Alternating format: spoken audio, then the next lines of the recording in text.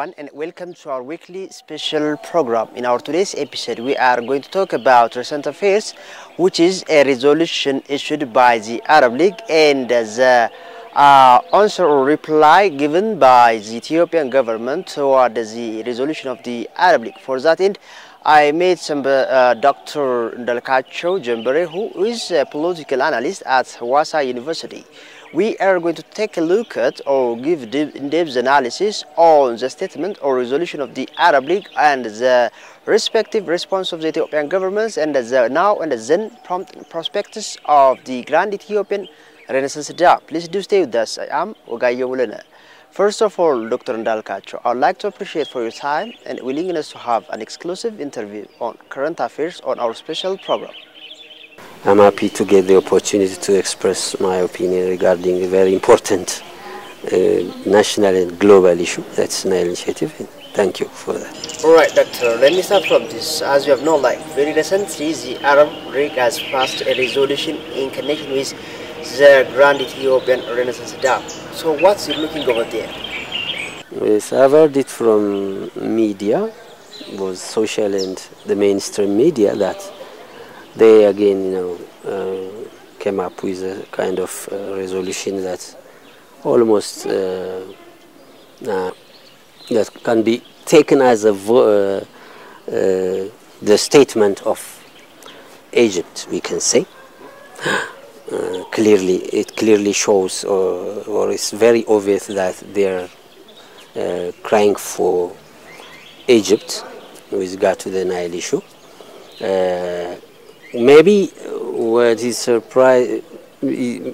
surprising maybe the timing, maybe. Otherwise, it's something expected. The problem with us is we expect, we are not aware to predict, the challenges to come. Every time we expect, things to end. But in their part, they are always busy, alert enough to use every room to secure their interest over the Nile. So I take it as part of that campaign. And the reaction given by our government is also something that has to be done, in fact. Especially, I see some strengths in this regard. Previously, our government, especially the reform ministers, the current government, are blamed for not, reacting or responding to such media campaigns proactively. In this case, now it's appreciable that they are responding in such a way. Otherwise, it's the appropriate reaction. This is what I feel in this regard. All right, previously you have said the Arab League is interested in Arabizing the project. But besides that, what is the objective of the Arab League in politicizing the topic or the issue while the peace talk is undertaken under the auspice of the African Union, especially on the member countries of Riparian countries like Egypt, Sudan and Ethiopia? So what is the objective and what is also expected from the African Union, especially in condemning such resolutions passed by the Arab League? Yes, I see these, dialogues, political dialogues, in form of press statement or whatever, through Minister of Foreign Affairs or communication, whatever. I take it as, a struggle between Africanizing the project and Arabizing it. I see these fronts. In case of Ethiopia, what I mean is that in the case of Ethiopia, locally, the dam is taken as a symbol of, symbol of unity for the country, symbol of unity, where everybody is engaged, right from the scratch in raising ideas, confronting the foreign medias, and also contributing economically, right from community at grassroots level to top level. be it elites, be it businessmen or people, and the wider public. So everybody everybody is interested in owning the project as a means of, as a symbol of political unity, and also as a symbol of also or economic liberation from the sufferings we passed through for ages, right? So in addition to that, it's also a means of creating economic integration in the region, in the Horn of Africa mainly, and also in the future, creating, using it as a means of promoting Pan-Africanism, especially. That was, designed and founded during the imperial period, and now coming to this stage politically, but now it's just filling the gap of this economic integration and economic liberation. Okay, but on the other part, they want to, they're doing their best to Arabize the project, as claimed by certain researcher called Gasha, which is very interesting, Arabizing, so that, to continue the challenge, to continue challenging our attempt to come up with socio-economic development, yes, by addressing various socio-economic problems. Almost 65%, almost the lion's share of our people do not have access to electric light, you see, and also advantage related to any economic activity related to access to electric light, yes, just living as they were there for ages, especially in the northern part of the country, where the river originates. Yes, I have seen. I had the experience to visit that area some decades ago, and I really, when people were trying to get picture of the waterfall and so on, I was not interested. I was not happy. But on the contrary, I was disappointed. Why we are just suffering from poverty, abject poverty, while we have such lake and river. All right, that was so. These people, they are the other party led by Egypt or Arab League, want to Arabize the project and even include non-Arabs to this front. Some of the Muslims or others, including also Israeli, so that we can destabilize or we can interrupt. That's what they say or they assume. So I think I take the political dialogue as a manifestation of this conversation. Previously, I've said like the Arab League is demanding to Arabize the project. But besides that, what is the objective of the Arab League, especially while the situation or the peace deal talk is undertaken under the auspices of the African Union between the three countries, Sudan, Egypt and Ethiopia? What's also expected from the African Union, especially in condemning such resolutions passed by the Arab League, which are outside the continent? As compared to the OAU, the previous Virgin Organization of African Unity, I think we see some progress in dealing with continental issues like the facilitating the negotiation between TPLF and the government in power. Also, even with the effort of our diplomats, also they were able to, the African Union was able to bring the issue to African stakeholders. That means between the three countries.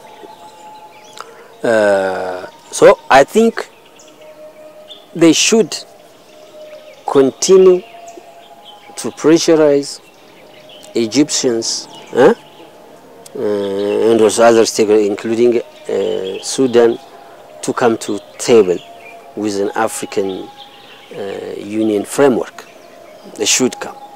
The African Union now has the leverage to do so, as you can see from the way they handled the negotiation between TPLF and the government in power. So I think they should keep on pressurizing, convincing that they can get their problems or issues addressed through African solutions for African problems that way.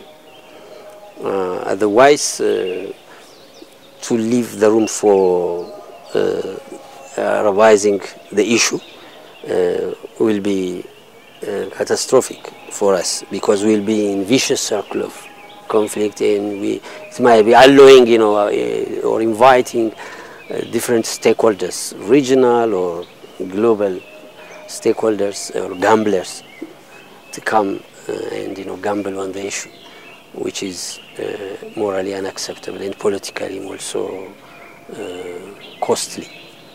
Moving to the next question, recently the Egyptian diplomat said, let me read it literally, the Security Council have made it clear that the Council is not competent in issues of filling and operating the Grand Ethiopian Renaissance Dam, and refer the issue to the regional organizations such as the Arab League and the African Union, he said. What does this flip-flop mean to you? Yes, at first level it seems that they are also okay with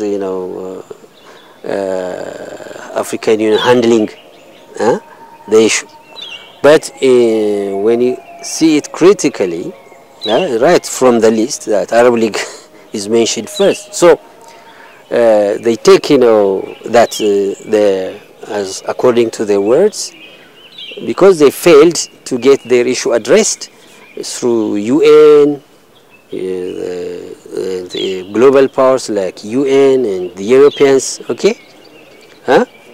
Now, to justify their attempt to bring the issue to Arab League.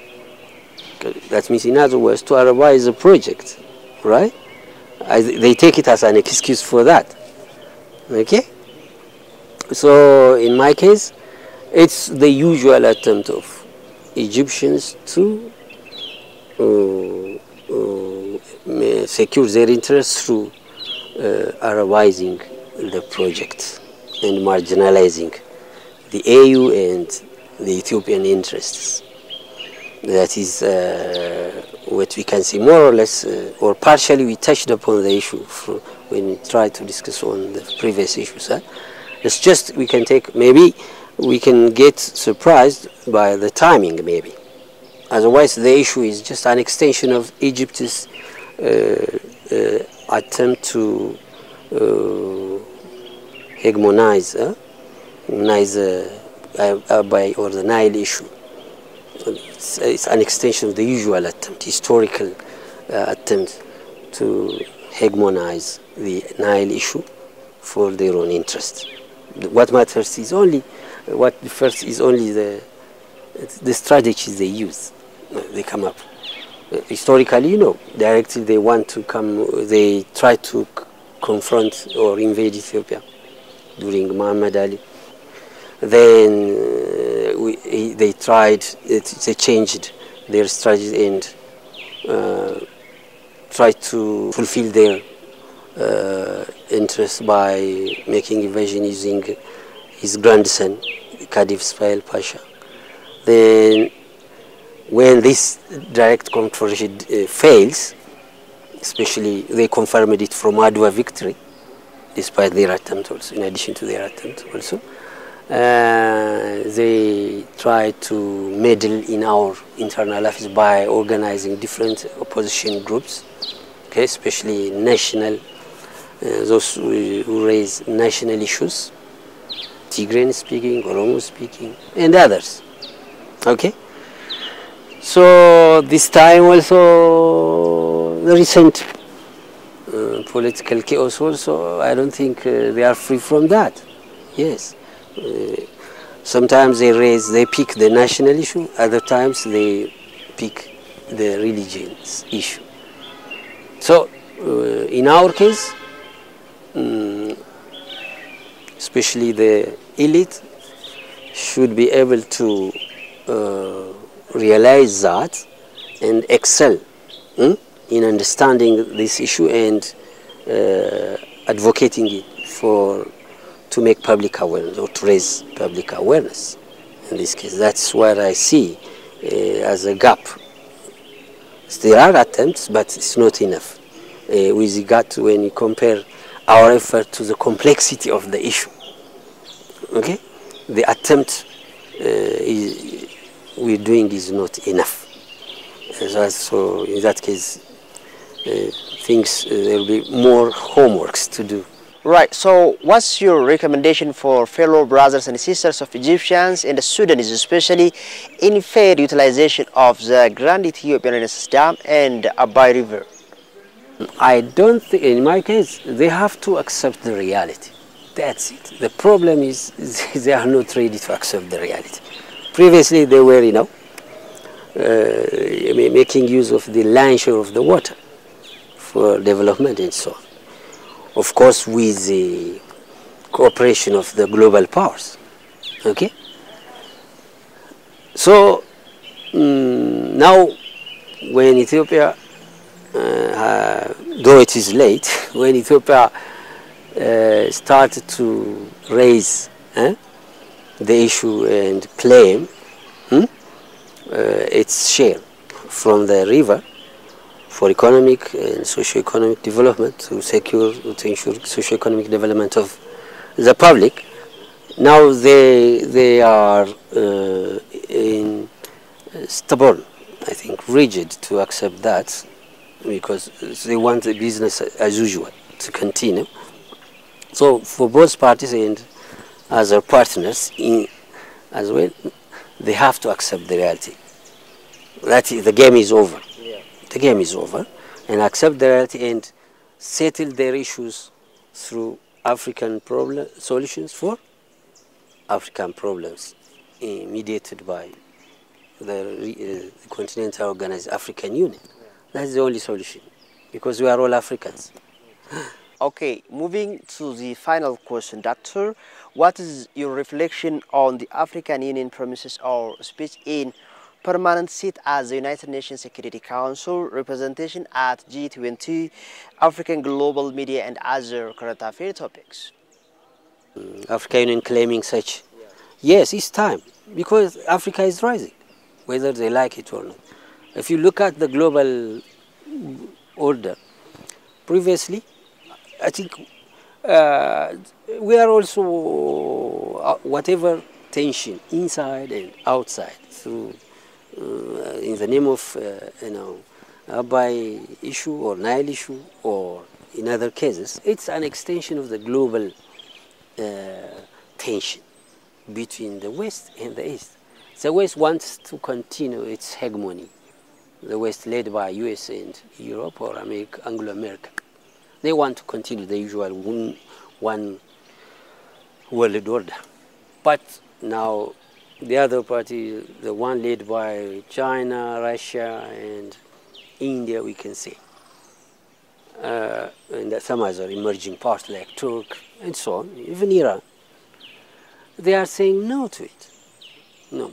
They are fighting for multipolar order, even not bipolar, as that of SSRS confrontation some decades. Now multipolarism. Multipolarism, and recently I read an article in this issue, the multipolarism, not marginalizing the West. It's one, taking it as one. The US-led group, one. The Sino-Russia group, the other. Then the global South, led by India. They are proposing this. Multipolarism subdivided into three, which is more accommodative. And now these days, of course, they are building, I think they've come up with the BRICS, challenging the IMF and so on. Western's hegemony over financial issues, all right, global economic issues, BRICS. Now we are also witnessing these days, China mediating between Iran and Saudi Arabia this recently. So this is these such examples or evidences show that this world order is inevitable. The usual hegemonic one world order cannot continue. So therefore, they have to accept the reality because the time cannot favor them, the Egyptians and their partners. So before losing everything, they have to negotiate with Ethiopia, together with Sudan, even to the extent of making the Nile Initiative functional for win-win solution. They have to change their game because the global climate, political climate or situation or environment doesn't favor them. If they are wise, if they are willing to do so, that's it. Well, Doctor, I have already finished my question. I hope we'll meet you some other time, but finally let me give you a chance for you if you want to say something. Yes. Though now we're trying to see things, whatever inconvenience or ups and downs we've passed through, we're trying to see it from external point of view. That is our problem. Sometimes when we blame others, we have to also see the gap in our case. One, we have slaved for ages, yes? Looking at copper outside while we have gold or diamond here. The social security, everything set up. This is decades-long historical project. In this case, the role of Egypt in coming to such mental setup through religious institutions, the ancient religious institutions, is not something we can overlook. Even this recently, the crisis in Orthodox Church is an evidence for that. All right, the parties playing, and in my part, I don't believe one is just working for the community, the other one against. I don't trust them. They are just playing the card. I don't want to raise other issues. Just saying this such thing is enough. So, in my part, we have to develop the mental setup to understand the complexity of the issue as much as possible. In this case, people like you and me, yeah, should do all our best to share ideas in such a way, using access what we have, the media access, social media, for example, instead of using it for negative energy. Why don't we use it to raise public awareness, so that especially the young won't be pushed by minor issues locally. Minor issues locally, something we can settle later. We have this national dialogue, etc. We can settle those issues later. Okay? In this case, one, the media should do its best. The government should do its homework in this case, because sometimes they're using government structure to get their interests fulfilled. This external praise, using for local partners. In this case, government should do its best in securing security, in ensuring security, and addressing economic corruptions, etc. Right? So, in that case, all partners, including people like you and me, the media people, elites in general, the government, people in the structure, and the wider, including the diaspora, everyone. Because this is all our agenda. Nobody is exempted, or nobody is exempted from such issue. Because the Nile issue, if we get successful, it's something that changes everything, not only economically, politically. One, the Egyptians, why Egyptians are working hard to destabilize, to interrupt this, they know. One, they lose their usual role in the region, their importance in Arab Middle East politics, and also their socio-economic status in the globe. If they allow this to happen in Ethiopia, that is one. It's beyond water. The global political game changes. It's a game changer. So business as usual, they don't want the business as usual to be over. So in our part, we should not expect them to allow us. We have to do our assignments in raising public awareness, in ensuring good governance, and in addressing other public interests step by step. That's what I can say. All right.